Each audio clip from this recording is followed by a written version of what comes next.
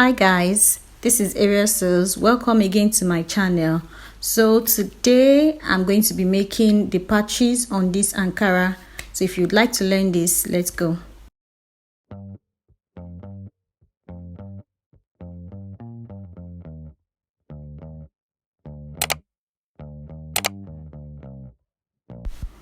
So for this, you can decide to use any pattern that you want. You can use whatever size and whatever design you want. So these are 3 different designs that I already worked on, but I'm going to show you how I made the one that I used. So I just folded a piece of I just folded the paper into 2 like so.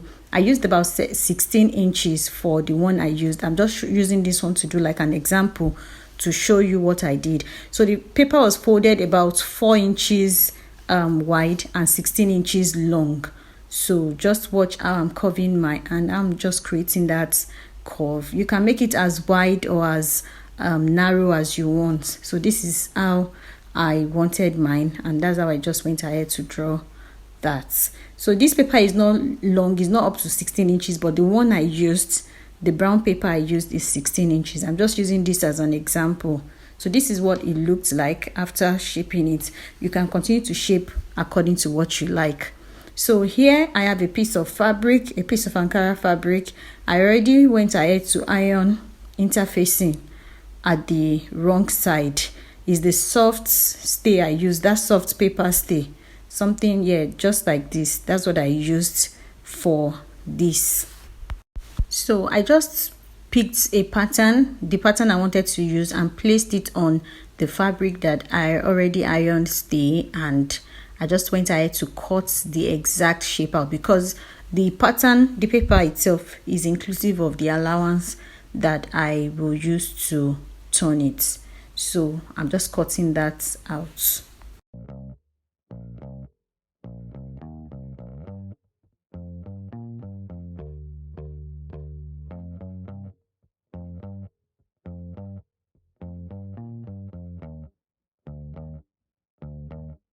After cutting it out, I'm going to use bias trimmings or bias tape to just tape the edge like so. So I'm going to sew down one end of the bias from the wrong side, and then I'm going to turn it to the right side, just as if you're turning the neck of a fabric. So I'm just going to be showing you what that looks like here. So I'm just sewing one side like this all around, and yes, I'm just sewing that carefully to make sure that all the curved parts remain curved. There are no sharp edges or anything like that.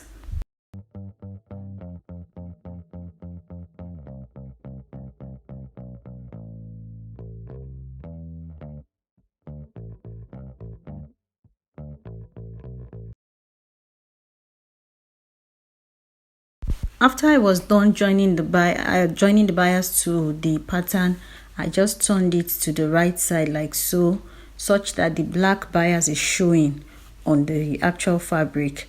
So I'm just going to stitch that down all the way around this pattern.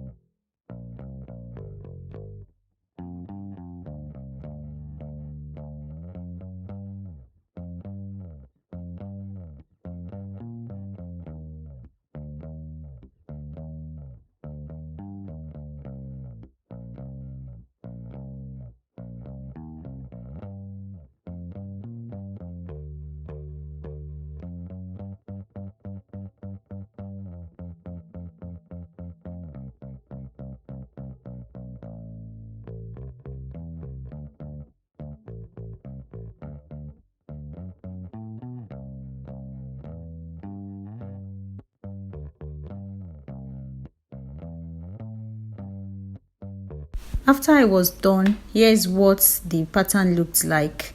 This is what it looked like on the back, and that's what it looks like on the front. So I just went ahead to cut 4 other different fabrics, making 5. So I'm going to use 5 for this design. And here, this is the bubu I'm going to be attaching it to. I just marked like 2 inches from the side, and I just, just to give you some space away from the pockets.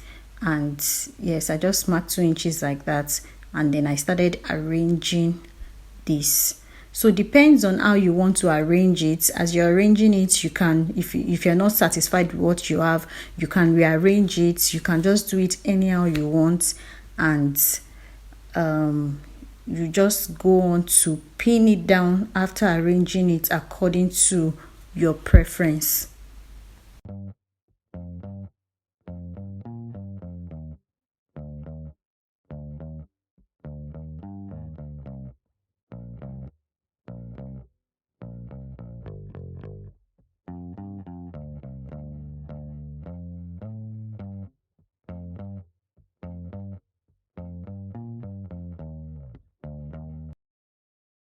After I was satisfied with what I had, I went ahead to pin everything down.